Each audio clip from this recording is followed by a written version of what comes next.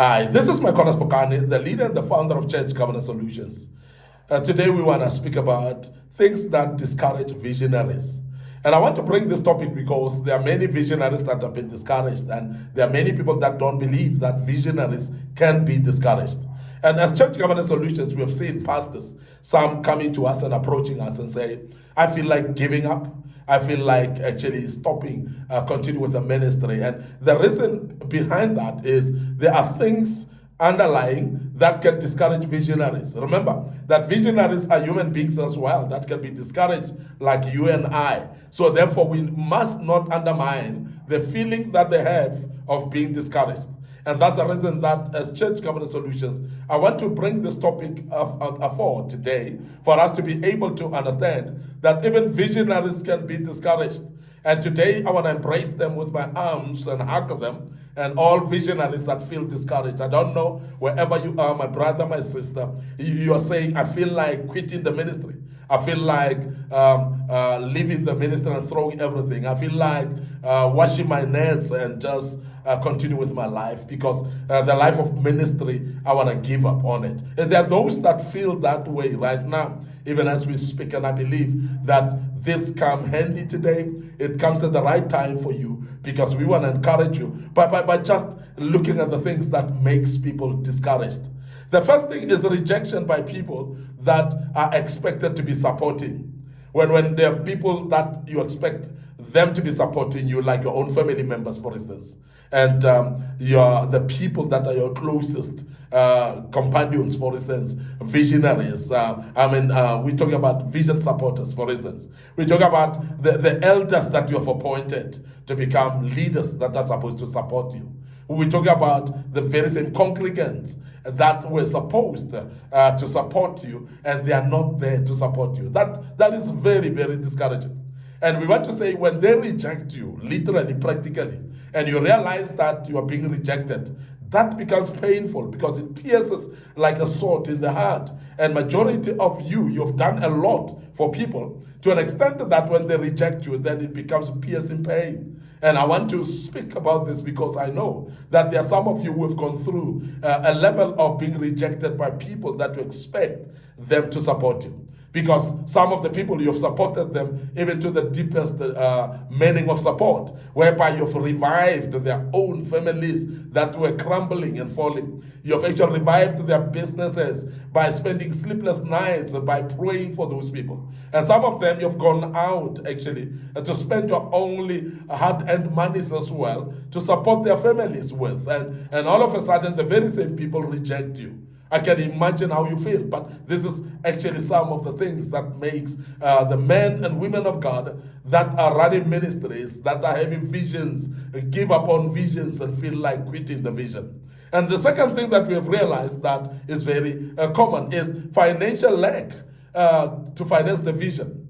Remember that most of the ministers, they are full-time, they are out there to serve God, and we expect actually gospel financiers to rise up and support the men and women of God. But there are times when you are actually all by your own, and people look at you and say, but God spoke to you. And some refuse even when God want to use them to become kingdom financiers, to become a vision supporter financially. And they refuse and they become disobedient to God, who is actually assigning them to come and assist you.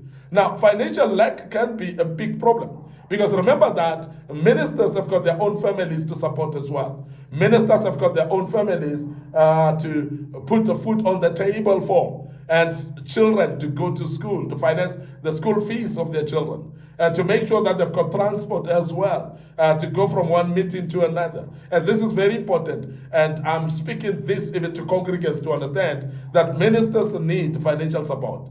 But when the finances are dry upon the visionary, and the finances are dry upon the vision that you're supposed to be pushing, it becomes discouraging for many men and women of God. And we have seen men and women of God, particularly those who are running churches in villages, whereby they are very poor people around them that cannot even afford food on the table. You find that the men or women of God spend their own finances actually supporting the community, and it becomes difficult basically for the ministry to progress because financially the ministry is dry and the minister is struggling as well. We want to emphasize that these are things that are discouraging some of the ministers, but we want to encourage you men of God, we want to encourage you women of God that continue to persist, because the God who called you will never leave you nor forsake you. And we believe as Church Governance Solutions that tough times do not last, but tough people do last. And therefore you will last longer because God is behind you. And the very same God who called you will make sure that you are supported as well. Now, the other thing that discourage men and women of God that are visionaries is tendencies to compare with other people's visions as well. Whereby you look at your vision, you look at others, it looks like others are progressing better than you do, and therefore you find yourself being discouraged, because when you look at others, they look like they're succeeding. They look like they are prospering more than you do. And comparison then can be problematic. We want to emphasize as Church Governance Solutions that you are you, they are they, because God called you for a particular purpose and assignment that is unique and different from other assignments. So therefore, stop comparing yourself with other people's ministries, because others may be a short-term ministries that are to deliver results right now. Yours might be the bigger calling that is actually going to take time to blossom and to be seen as prospering. So therefore, hold on to the ministry that you have. And somebody was saying this to me, that the reason why an elephant takes about 18 months to deliver is because an elephant is going to deliver something big already, because the elephant should be big already from the point when they are delivered. And it's not a small baby, it's not a small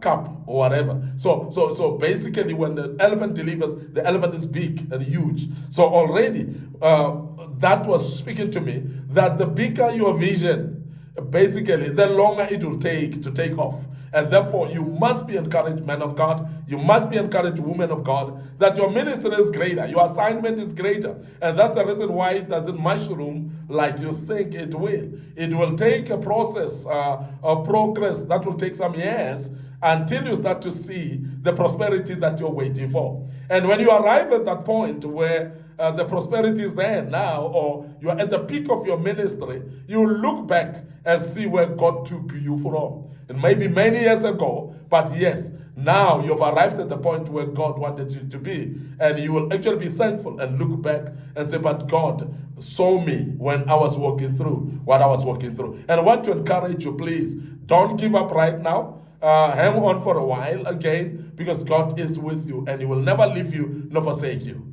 Now, the other thing that discourages ministers and visionaries is perception of slow growth. And perception of slow growth is the very same thing of basically comparing with other people. Because sometimes, even though you're not comparing, but you look at your ministry, it looks like it has taken too long. And others are actually taking quicker. And the longer it takes, as I said, it is actually showing that this is a greater assignment. The other thing is the initial basis of wrong motive for starting a visionary. And because sometimes there are those people that are having visions. God has given them genuine visions. But when they step into the vision that God has given them, some step in there with wrong motives from the beginning. And I want to say to you, when you step into a vision with a wrong motive, you are basically going to fail yourself. And you may blame God and think that it is God who has not supported you. But I want to tell you that wrong motives into ministry are going to make you to give up. Some get into ministry because they think that ministry is money. They think that they will be wealthy by being in a ministry.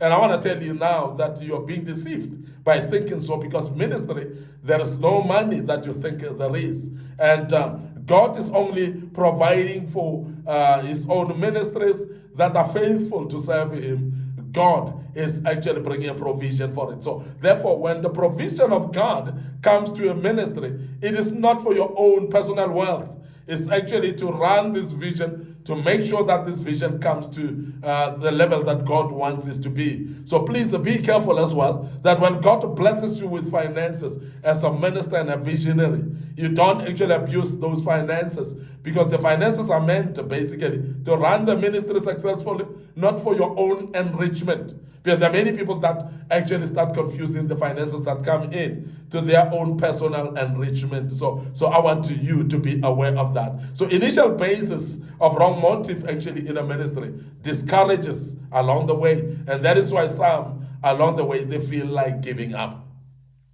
The other thing is lack of know-how to execute the vision. And then there are people that will tell you, no, I don't need a mentor. The Holy Spirit is my mentor. Other young men that will say, I don't need a mentor because Jesus himself is my mentor. And I want you to understand that's the reason why we are here as a platform, Church Governance Solutions. And we are dealing with the governance of the church. We are dealing with the leadership of the church. We are helping you in the administration of the church. And these things don't come through osmosis. They don't just come, but they come from people who are knowledgeable. People that will teach you, like our platform, like Church Governance Solutions will teach you on the proper governance of a church.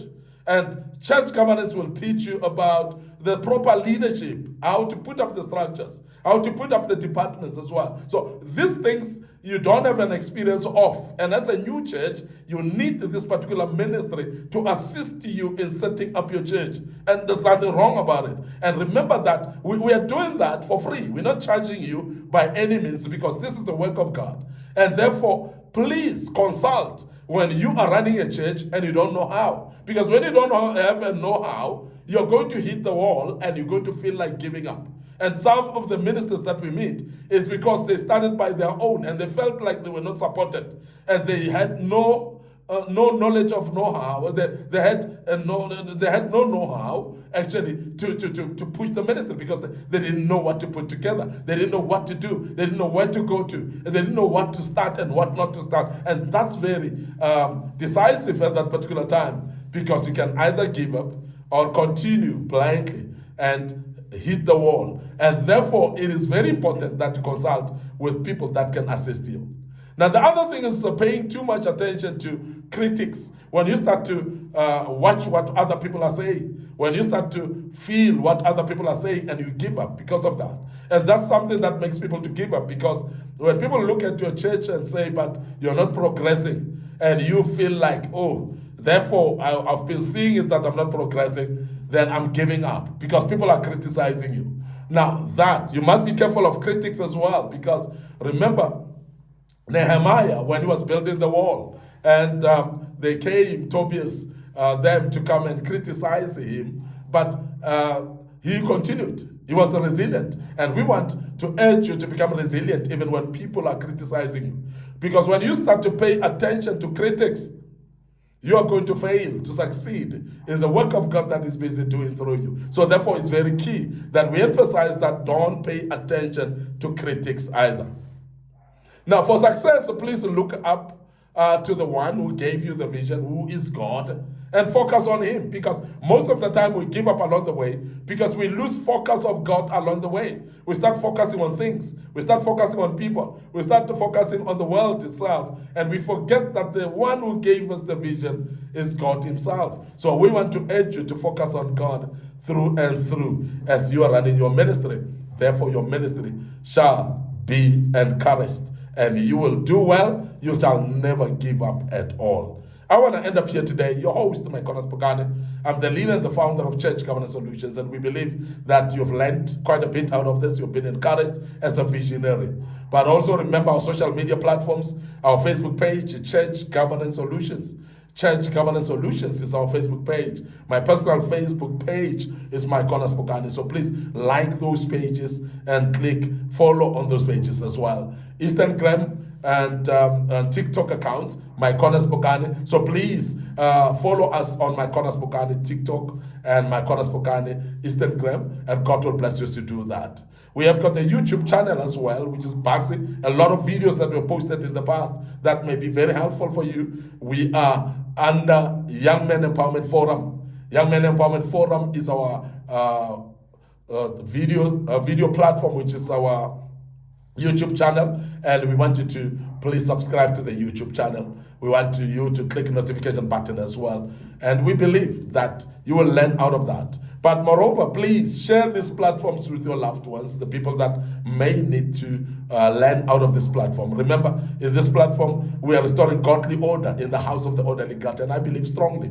that your life shall never be the same, while your ministry shall change as well. God bless you. Until we meet again tomorrow with another topic, allow us to check out right here and say cheers for now.